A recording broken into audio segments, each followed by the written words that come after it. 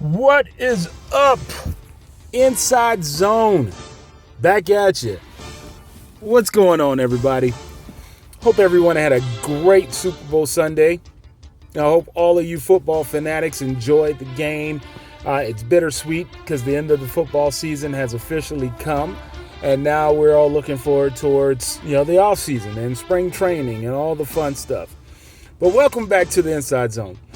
Let's do a quick recap. Don't want to keep you here too long, but I just want to say I told you so, right? We saw the Philadelphia Eagles put on a dominant display on defense.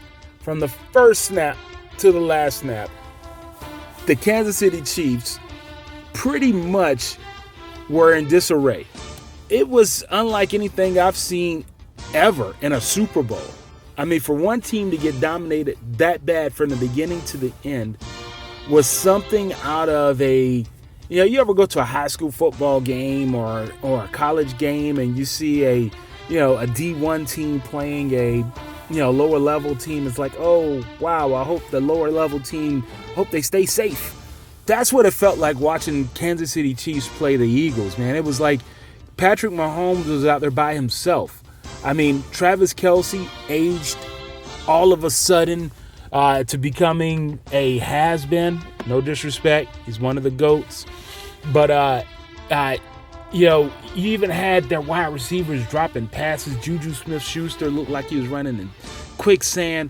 It was a terrible game for the Kansas City Chiefs offensively altogether. And add in their offensive line woes, you could see that the defensive game plan for the Eagles, again, not to say I told you so, but I told you so.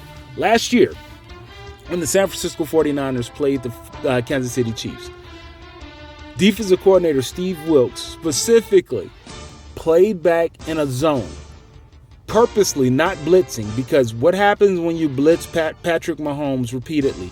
He picks you the F apart. And he makes you look stupid. And he does no-look passes and throws the ball over his head, between his legs, around his back.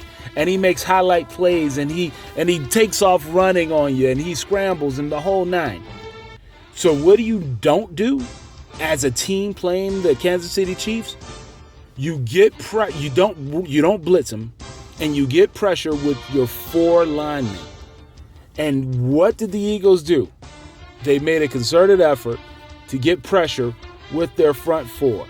No blitzes at all, which was amazing. That made sure that the rest of the team, the other seven on the back end, could play coverage and disguise and confuse Patrick Mahomes as he dropped back to make passes and make plays. That's what made the game so interesting. When you're able to get a pass rush with just your down linemen and not have to do anything exotic like blitz or run stunts or anything crazy in order to create pressure, that's terrible. That's game, set, match for the opposing team. When I noticed that Kansas City hadn't run the ball but like 2 or 3 times in the entire game, and it's like the end of the fourth quarter, that was kind of telling, letting you know that Andy Reid was out of his game. That lets you know that the Philadelphia Eagles came with a game plan and executed. Look, from the beginning, you saw Jalen Carter and Jordan Davis pushing the center of the offensive line back. They were stepping on Patrick Mahomes' feet. So Patrick Mahomes has to step back. When Patrick Mahomes steps back, you see people like Nolan Smith, the Savannah-born guy, coming around the edge with his 4.39 speed, forcing Patrick Mahomes back up in the pocket. Now, Patrick Mahomes stepped up a few times, made some errant throws, and got clipped up a few times. In that second quarter, right when Nolan Smith lucky tweaked his pec or his elbow or something like that, when he started bringing in some of them young guns, Patrick Mahomes was tired of scrambling, and they were getting to him. And they were lighting his butt up. It was crazy. Look, if you'd have told me that Saquon Barkley would be held to like 50 or 60 yards in the game, I would say, oh man, it was good. It's a long game for the Eagles. Ooh, I hope they won. In this case, the Eagles, because they kept getting so many opportunities on offense, it didn't matter if Saquon can get off. All Jalen Hurts had to do was limit his turnovers, take what the defense was giving him as he did, and the Eagles walked away with a blowout win. It didn't even look competitive in the game. Look, that was a good game overall for me to watch. I know you guys most likely enjoyed it as well. I think both teams can take away from the game a lot to build off on. One, I think the Eagles have a nice little window with Saquon and this young defensive line. They're still one of the youngest teams in the league by far, right?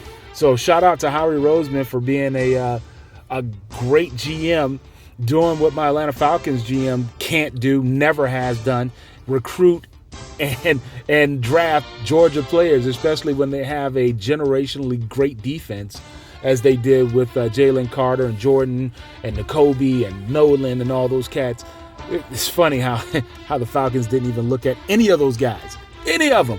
We got Kyle Pitts and freaking that don't get. I'm not going to go off on that tangent, but I digress. Shout out to Howie Roseman for putting together a defense, a stout defense that he doesn't have to pay for like another year or two, right? He has guys on the team that are playing on their rookie contracts for another year or two. Crazy. Starters on the team. Also, shout out to Jalen Hurts for silencing the critics. You know, a lot of folks say Jalen Hurts is not a real quarterback. He can't do this, can't do that. I wonder why. Just kind of makes you scratch your head why people doubt, a quarterback of a certain stature. It is what it is, right? For Kansas City, I think Kansas City is in a bit of a rebuild, man. They're old. Travis Kelce was the go-to guy, and he looked like he was running in quicksand, right? I think they need to go all out and put players around Patrick Mahomes wholesale. I mean, just load up. This is a generational quarterback. This is a guy that potentially could be the GOAT. You have Andy Reid, who has probably a few more years left, maybe at the highest level. He's getting close to retirement. I think the Kansas City Chiefs GM needs to go all in. First and foremost, get a line, an offensive line, and then just start stacking talent around Patrick Mahomes. Rebuild, get a running game, get some wide receivers out there, get a bench, and Kansas City will be in the running again. I mean, it's the reason why the analysts have Kansas City back in the Super Bowl again next year. Potentially them and the Ravens again, making it to the AFC Championship game. So good game. Enjoyed it. You know, if you were an Eagles fan, it was a good game. Terrible game if you're a Kansas City fan. But the end of the football season is here.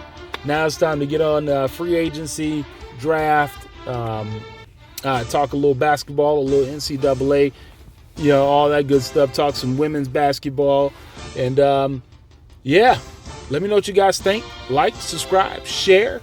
Violent outbursts is welcome. And, that's a wrap on the 2024-25 NFL season.